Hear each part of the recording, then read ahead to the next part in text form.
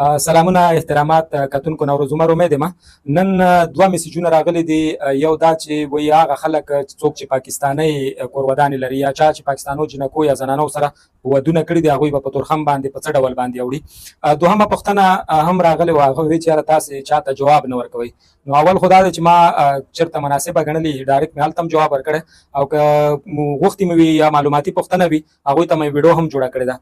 نو راځم اولې پوښتنې ته. څوک هم چې د پاکستاني زنانه سره چا واده کړی وي یا پاکستاني شناختي کارډ یې زنانه ولري، کورودانې پاکستاني شناختي کارډ ولري او غواړي چې اوس له دوی سره افغانستان ته کډه شي له خپلې کورنۍ سره، نو هغوی به یو کال لازمي کوي.